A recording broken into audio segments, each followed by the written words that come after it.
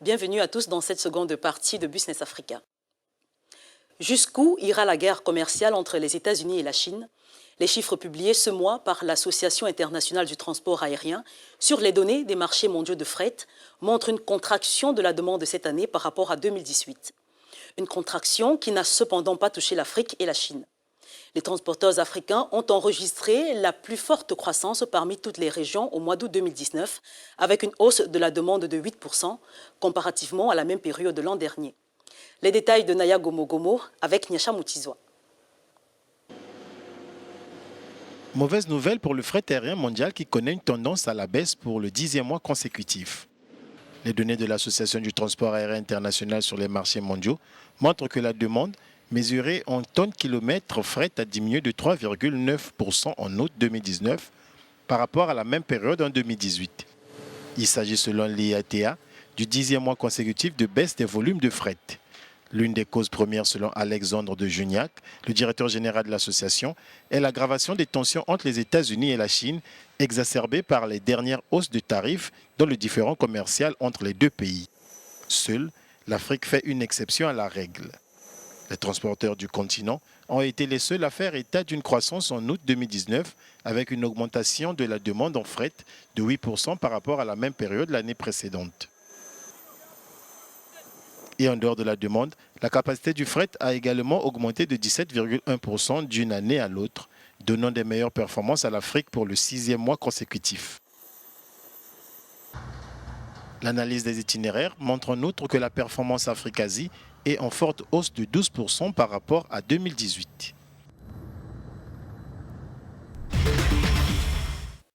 C'est le gaz qui va changer l'avenir de mon pays, déclarait le président sortant du Mozambique, Philippe Nyusi, à quelques heures seulement des élections générales du 15 octobre. Il est clair avec cette déclaration que le pays mise désormais sur son vaste projet de transformation et d'exportation de gaz naturel liquéfié. Estimé à 5 000 milliards de mètres cubes, ce trésor qui attire aujourd'hui les grandes firmes internationales va pourvoir 5 000 emplois directs et jusqu'à 45 000 indirects. Les détails de Brice Quinhou et Ronald Cato. Sous ces eaux idylliques de l'océan Indien au large des côtes mozambicaines se trouve une ressource sur laquelle la nation d'Afrique australe compte pour assurer la croissance et l'emploi.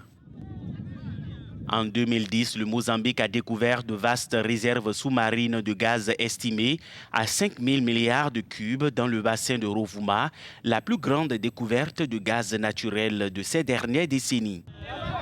Selon les experts, le pays dont le PIB n'est que de 15 milliards de dollars pourrait devenir le 3e exportateur mondial de gaz naturel liquéfié, soit 3 milliards de dollars par an.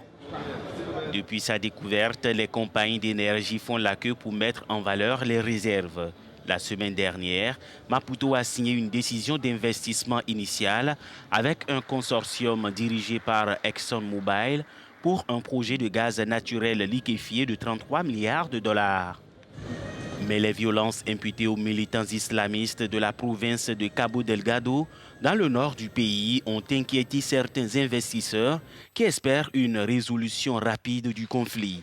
Les calendriers de production ont également été modifiés. Le pays s'attend maintenant à ce que sa première livraison de gaz ait lieu en 2023. C'est la fin de ce numéro de Business Africa. Merci d'avoir regardé. Vous pouvez également nous suivre sur nos pages @africanews et africanewsfr pour le français. Agréable suite des programmes en notre compagnie. À très vite.